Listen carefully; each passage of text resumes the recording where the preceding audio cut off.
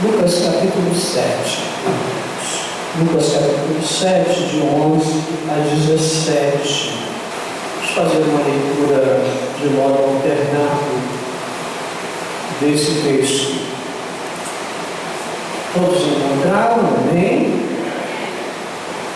E aconteceu pouco depois ir ele à cidade chamada Naim, e com ele iam muitos dos seus discípulos e uma grande multidão.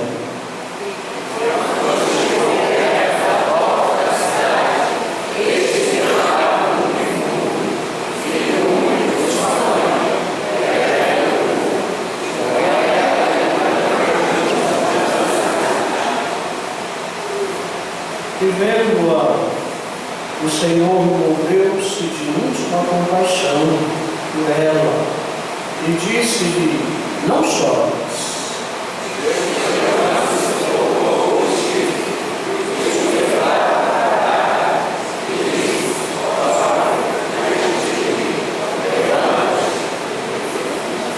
E o defunto assentou-se e começou a falar, e entregou a sua mãe.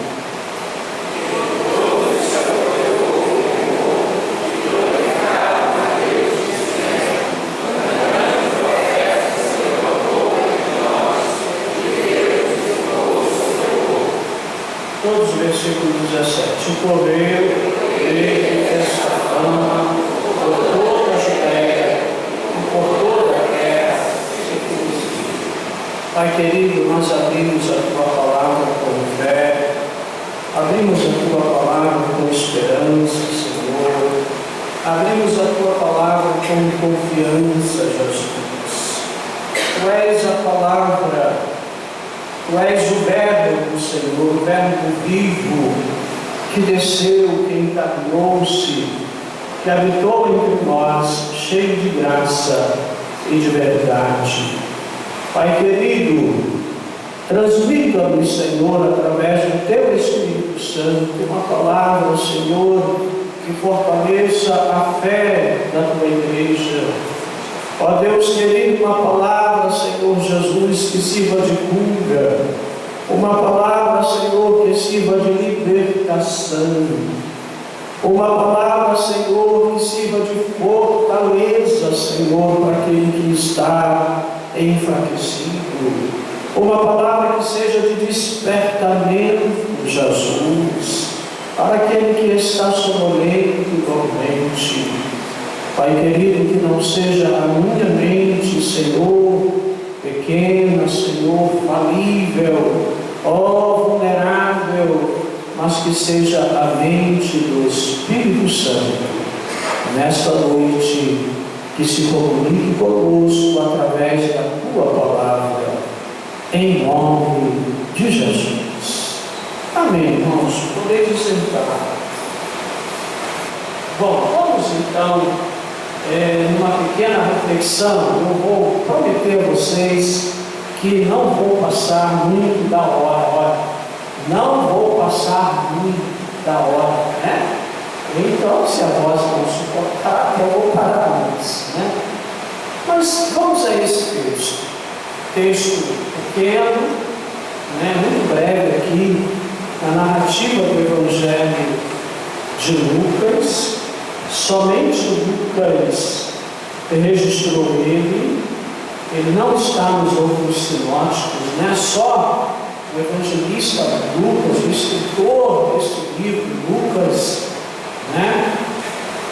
Escreveu Atos dos Apóstolos também, e foi companheiro de viagem de Paulo, a partir de Atos capítulo 16, e que nos levou esses dois livros extraordinários das Escrituras Sagradas, que é o Evangelho e o livro de Atos dos Apóstolos, né? E escrevia de uma forma primorosa. Tanto o Evangelho como o Atos é uma obra-prima, da literatura mundial, né? É uma obra-prima, os escritos de Lucas, naturalmente. E ele nos traz essa narrativa que Jesus, ele, depois de um fato maravilhoso que está no versículo 1 ao 10, nós devemos fazer menção.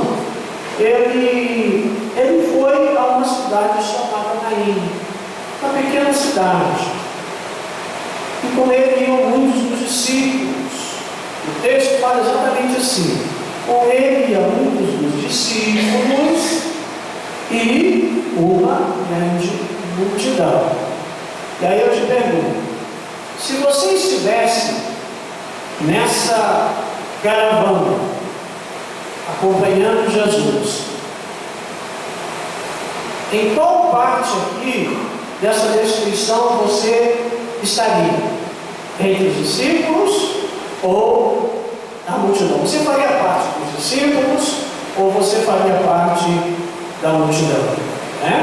Discípulo é aquele que quer aprender com o seu mestre, Discípulo é aquele que busca aprender com o seu mestre.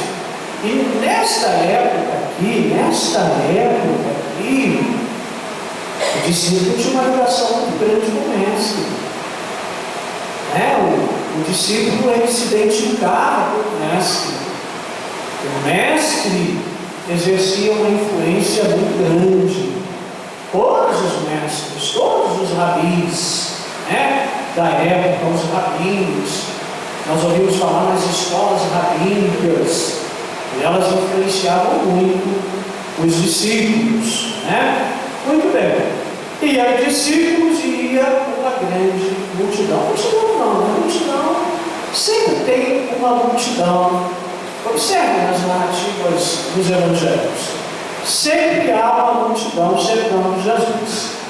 E às vezes atrapalhando quem quer chegar mais perto de Jesus. Quando chegou perto da porta da cidade, as cidades eram muradas, por segurança, todos nós, você já viu em filmes de cidades da antiguidade, elas eram muradas por segurança, por proteção, E quando chegou perto da porta da cidade, eles levavam um defunto, filho único de sua mãe, que era viúva, e com ela ia uma grande multidão da cidade. A descrição de um cortejo fúnebre que saía da cidade. Então veja, duas multidões, A narrativa de Lucas dá conta de uma multidão que vem para entrar, vem em direção à cidade, e dá conta de uma multidão também que saía da cidade. Veja, e multidão também, muita gente, tanto que acompanhava o mestre, que acompanhava o rabi, o rabono, como chamou Maria Madalena, depois da ressurreição, rabono, que quer dizer mestre amado. E também aquela multidão que saía da cidade acompanhando aquela mulher desventurada. A mulher desventurada porque já era viúva. Naquele tempo não tinha INSS.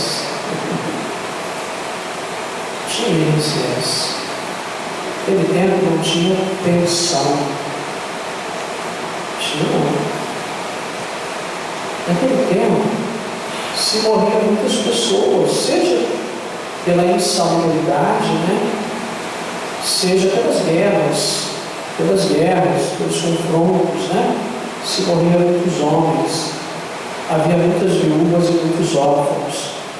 Daí a razão de Deus, exortar solenemente o seu povo, desde o passado, desde o Velho Testamento, de cuidar das viúvas, cuidar dos órfãos, que realmente eles ficaram completamente desamparados. Então, a mulher desventurada, porque se viúva era, a sua esperança agora estava no filho. Viúva, quem cuidaria dela seria o filho. A Bíblia não relata, Lucas não dá a idade que tinha esse moço, mas era um jovem, né? Talvez até numa idade de já estar exercendo uma atividade para o suprimento da família, né? Talvez já ajudando a mãe na sua subsistência. Não dá a idade, não relata a idade, mas era um jovem. Ela traz para nós na narrativa que era um jovem, que agora jazia ali naquele contexto, né? Morreu. Também o texto diz quem foi. O texto não traz a informação de que era um sepultamento. Era uma situação muito triste, porque a mulher viúva, né, desventurada, porque ficou agora sem o seu amparo. E também o fato de um jovem morto, né, que traz também uma tristeza que todos nos afronta, né? Nós já fizemos sepultamentos, muitos sepultamentos, já celebramos, e os mais difíceis de celebrar são os sepultamentos de jovens, os mais difíceis, ou de crianças, né? Aí é mais difícil ainda. A morte nós não nos conformamos com a morte.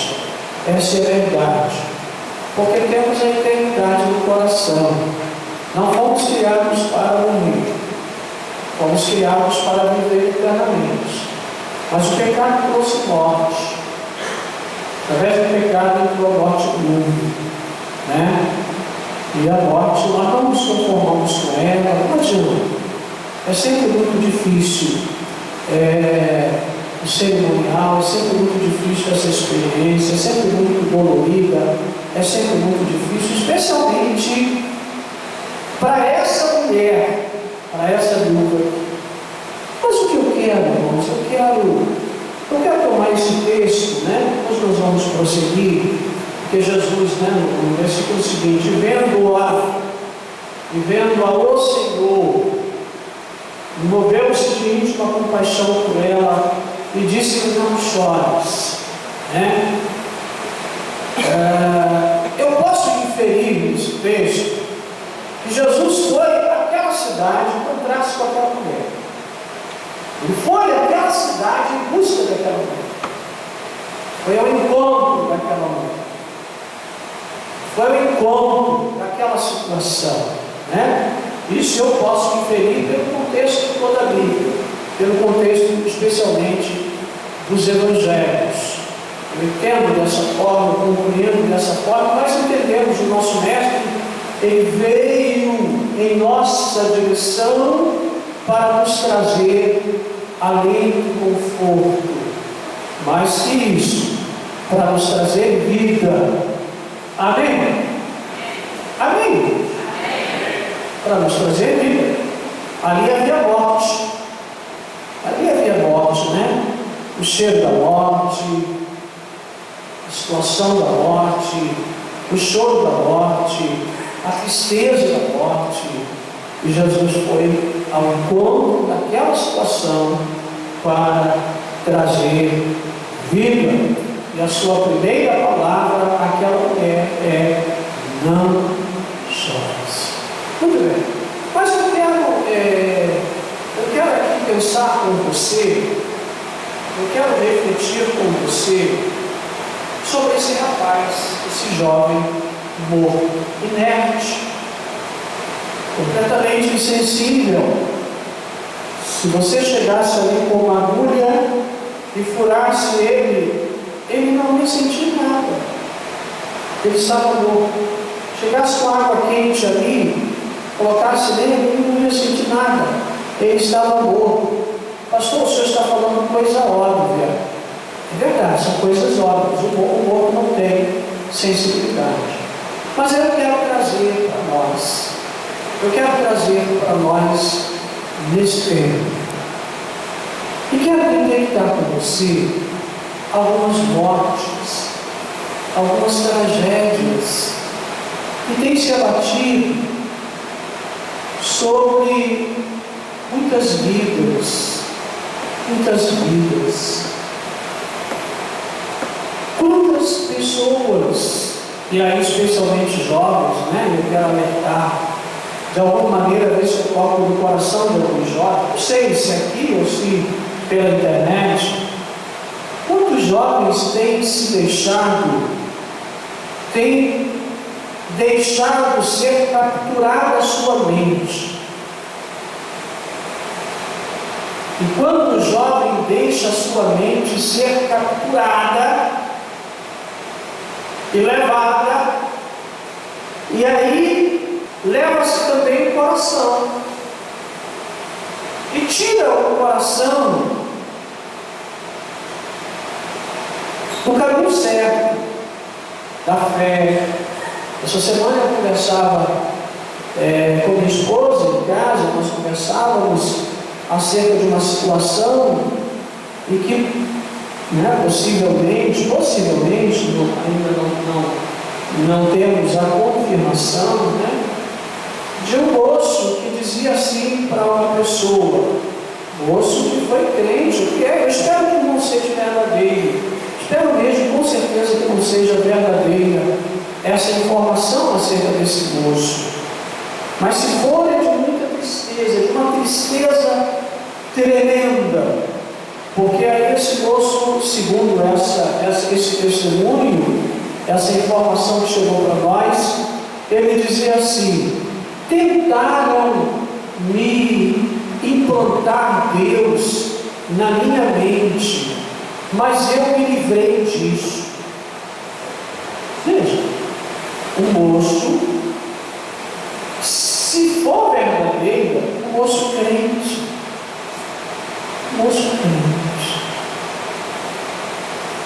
se não for verdadeira, tomara que não seja, nós estamos orando. Eu conheço pessoas assim, você conhece pessoas assim, Nós conhecemos pessoas assim, que já cantaram aqui nesse grupinho de crianças, depois cantaram na Atalaia, mas que de alguma maneira se afastaram da igreja e deixaram as suas mentes ser capturadas, seja por ideologias que negam a Deus. Olha, está cheio por aí, viu? Está cheio por aí de ideologias que negam a Deus. E aí é bom você conhecer, antes de abraçar qualquer pensamento ideológico, procura conhecer a fundo, porque senão você vai ser massa de manobra. Você vai ficar levantando bandeiras de alguns grupos ideológicos, e aquele grupo ideológico vai usar você e vai tudo fazer para tirar Deus da sua vida, para tirar a sua fé, para matar a sua fé. Infelizmente, tem conseguido matar a fé, especialmente de alguns moços. Isso é muito recorrente, irmãos, porque a academia hoje, a academia hoje está contaminada pela ideologia, a ideologia ateia, a ideologia que nega a Deus, a ideologia que divide a sociedade em raça, cor, gênero, e divide para poder governar, e coloca um contra o outro para poder manipular as pessoas. Infelizmente, e muitos dos nossos jovens vão para a academia, chegam lá, são estimulados a levantar essas bandeiras, e depois têm as suas mentes capturadas e deixam morrer a sua fé. Que isso não aconteça com você, moço. Que você continue fazendo parte, não da multidão que segue Jesus, mas dos discípulos que seguem Jesus. Amém? Quantos moços, e não somente moços, né? Vidas também.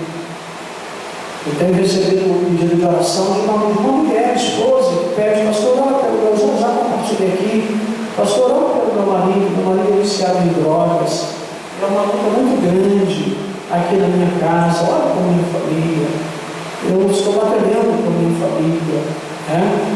Não somente jovens hoje, infelizmente. Bom, seria também, infelizmente, se fossem só jovens, mas muitos jovens, né, especialmente jovens, deixando de ser capturados pelas drogas, pelos vícios. E as mães perdem seus filhos para as drogas. Perdem seus filhos para as drogas. É uma realidade dura, uma realidade cruel, né? Esses dias eu recebi um pedido de oração de uma mãe que pediu oração pela sua filha de 14 anos, já envolvida em tráfico.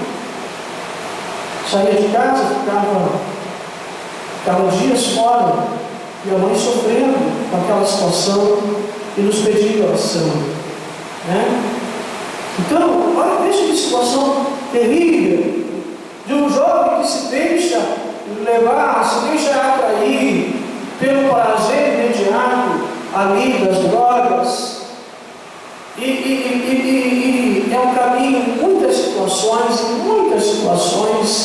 que Deus guarde livre os nossos jovens e a nossa igreja, né? E as nossas famílias desse caminho que muitas vezes se torna um caminho sem volta, e a pessoa é levada para os vícios e é uma morte. Quantos testemunhos, né? Quantos testemunhos de pessoas que alguns até foram ajudados, começaram a ser ajudados. Eu vi um documentário, na verdade foi quase um documentário, de um trabalho feito por aquele grupo que faz um trabalho com drogados na Cristolândia, né? Cristolândia, lá em São Paulo. E ali conseguiram resgatar uma moça, uma mulher, né? E trabalharam com ela, trabalharam com a família dela, trabalharam muito tempo, acompanharam. Não tem jeito. Aquela moça, apesar de ter caminhado, nas suas idas e vindas, ela acabou morrendo viciada, acabou morrendo dominada pelas drogas. É uma morte, né? É uma coisa, olha, gente, são tragédias que estão aí, irmãos, diante de nós, e que nós precisamos, não vamos nos enganar e achar: não, isso não acontece comigo, isso não acontece porque eu sou crente. Não, meu filho, não se engane, não. Que Deus tenha misericórdia de nós, mas que nós precisamos conversar com nossos filhos, observar nossos filhos, andar com eles, verificar o que eles estão fazendo, claro, respeitando naturalmente a individualidade, o espaço de cada um, né? Mas estar sempre muito bem perto do coração deles. Esteja sempre muito bem perto do coração do seu filho, né? E seja pai do seu filho. É até um jargão muito antigo, esse jargão, né? Seja pai do seu filho antes que um traficante o adote, né? Precisamos estar alerta, porque essa morte está aí. Essa morte está aí na cidade. E ela pode atingir todos nós. Quantas seitas travestidas de tribos Seitas travestidas de tribos, né?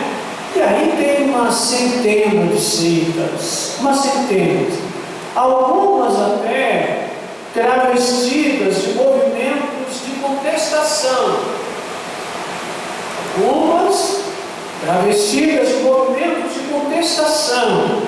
Não, movimento de contestação. E adolescente gosta disso, né? Adolescente gosta disso, gosta de fazer parte de um movimento de contestação, né? E se firmar ali, não, eu estou participando, eu estou contestando, eu estou participando desse movimento. Pai, procure saber,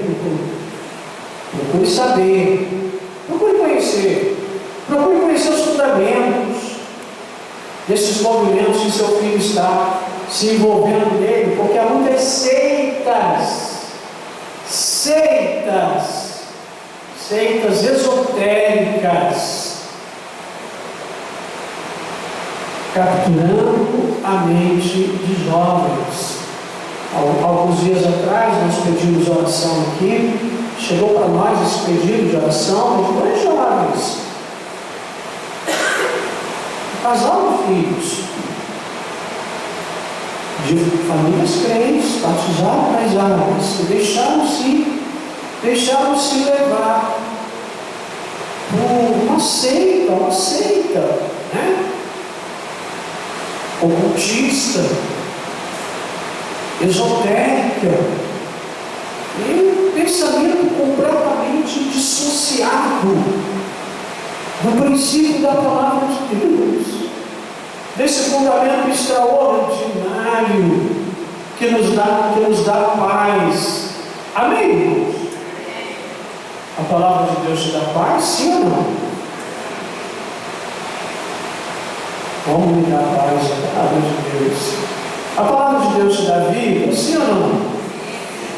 Como nos dá vida a palavra de Deus? A palavra de Deus te dá segurança, sim ou não?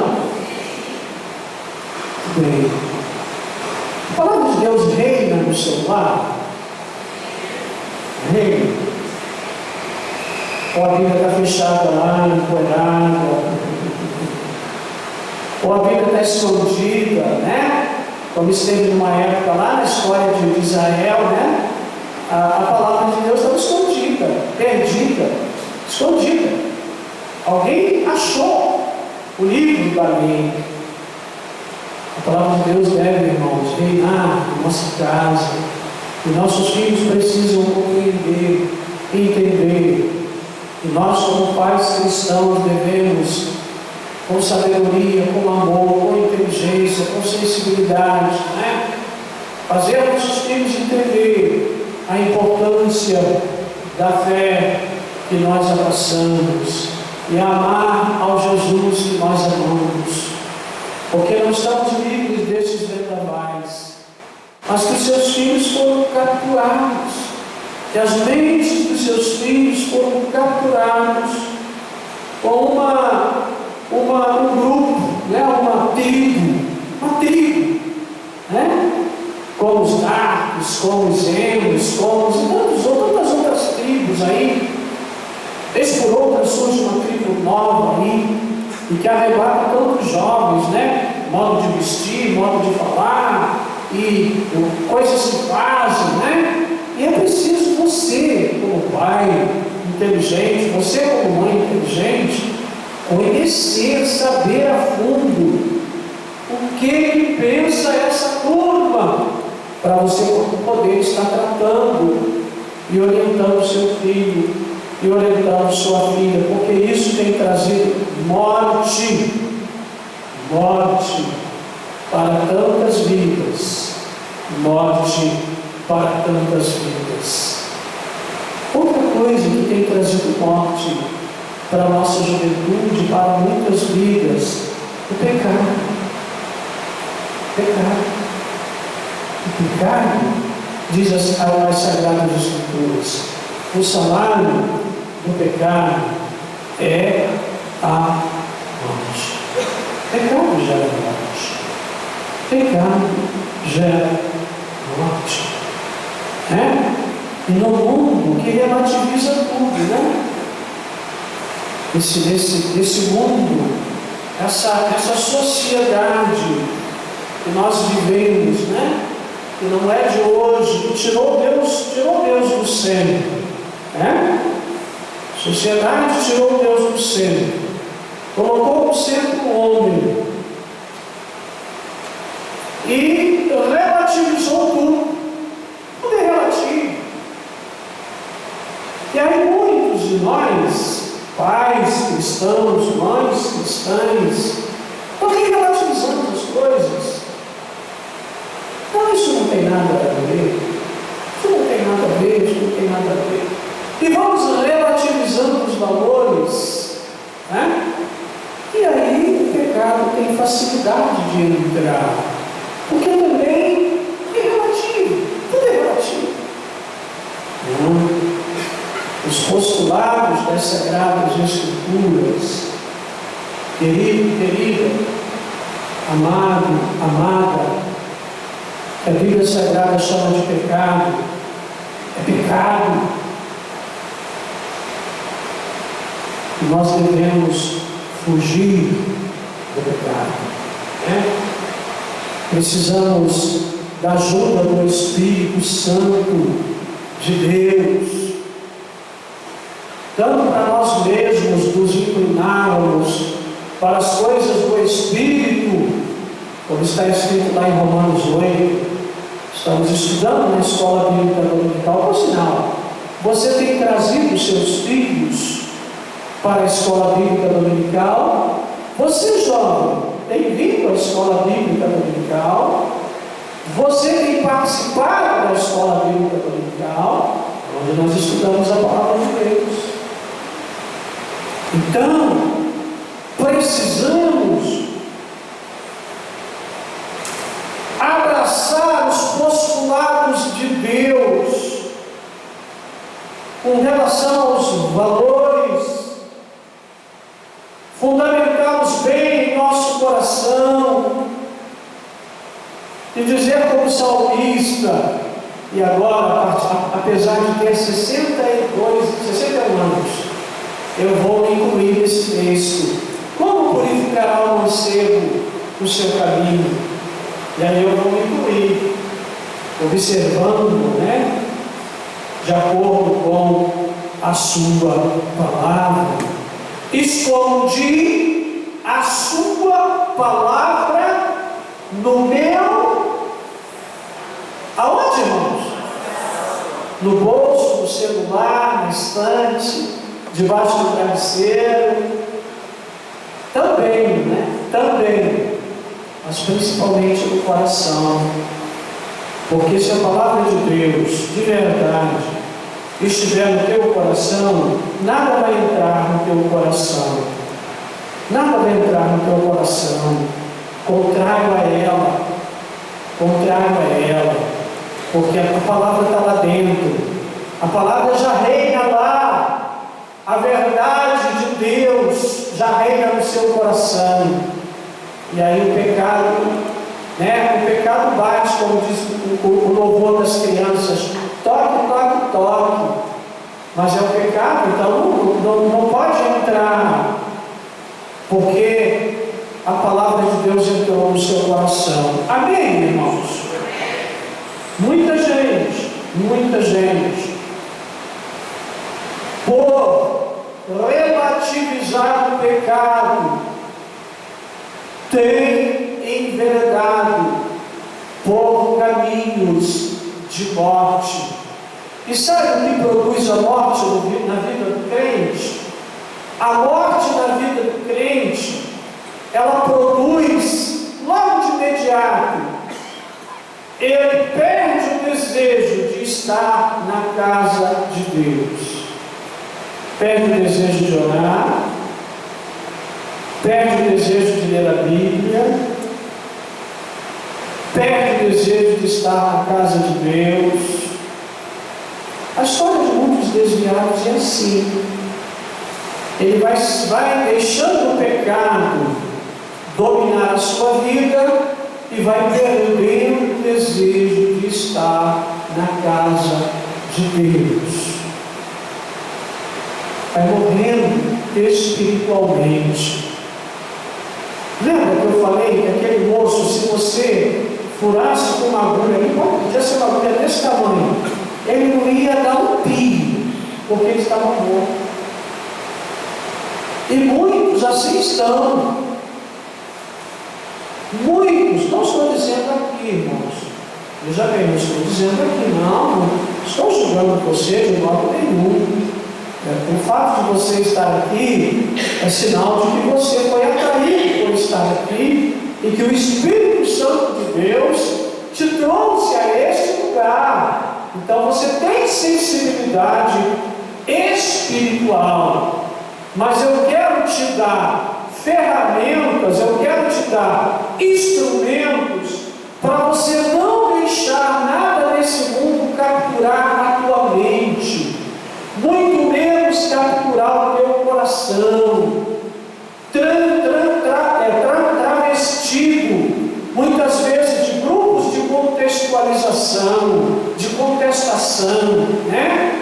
Travestido muitas vezes de movimento social. Olha que é um nome bonito, né? Movimento social, né? Mas vai ver o que defende, o que pensa aquele movimento social e as bandeiras que ele levanta e ergue. Travestido, né? De tribos, né? E aí existem várias tribos. Eu já estou fechando, mas deixa eu contar para você um testemunho de uma moça que eu ouvi numa terça-feira. Daniel estava nessa terça-feira, nós estávamos no grupo de oração, entrou uma moça bonita, linda aquela moça. Pastor, eu preciso de oração, tua filha, eu preciso de oração. E aí eu comecei a conversar com ela ali, e a gente já estava terminando o trabalho. Qual é a sua história, moça? O que aconteceu, pastor? Aí ela começou a contar uma história dela. Ela fazia parte do grupo de coreografia de uma igreja aqui perto da Dutra. Conheci o pastor dessa igreja. Conheço o pastor dessa igreja. Fazia parte do grupo de coreografia. Era ativa na igreja, aquela moça. Mas ela deixou-se capturar por uma tribo. Uma dessas tribos aí. Eu não sei se foi os Dardos, não sei se foi os Emos, não sei qual das duas foram, ou se foi uma outra. Tribo que vai para a mata, fazer rituais. Vão para a mata, né? Invocar os espíritos das matas, né? Fazer lá pactos com os espíritos das matas, né? Jovem, olha que tristeza, aquela moça, uma moça linda aquela moça. A partir dali, começou a ir também para a Praça do Skate. Quem conhece aqui a Praça do Skate? Quem já foi na Praça do Skate fazer evangelismo aqui? Levanta a mão. É recorrente, né? Dardos, Emos, né? E ali, é recorrente ali, homossexualismo, tanto masculino como feminino, né? Que é uma tragédia da nossa sociedade atual, uma tragédia. E que a mídia, a cultura vigente, conseguiu impor até um cala-boca naqueles que discordam. A cultura atual, vigente, no nosso país, conseguiu impor um cala-boca. Não pode falar contra. É preconceito. É terrível a situação em que a nossa sociedade caminha para a destruição. Terrível. E aquela moça lá conheceu outra moça, começou a namorar outra moça, começou a ir para as matas, fazer os rituais, namorar outra moça. Aquela moça ia para o mercado, com o grupo dela roubar carne para fazer churrasco, porque isso era legal, era bacana. Eles roubavam, a gente ia para o mercado e a gente trocava preço, tinha aquele negócio de trocar preço, e roubava para fazer churrasco. Aquela moça começou a fumar, a beber e a fumar maconha, que também era barato, né? Barato, o maior barato, fumar maconha. E aquela moça, quando entrou aqui, ela tinha acabado de fumar maconha e ela estava apavorada, porque ela sentiu a morte. Ela sentiu a morte. Apavorada. E aí pediu oração, aí se lembrou de Deus. Aí nós oramos por ela, oramos por aquela moça, e ela estava tão apavorada, ela morava aqui no caminho, né?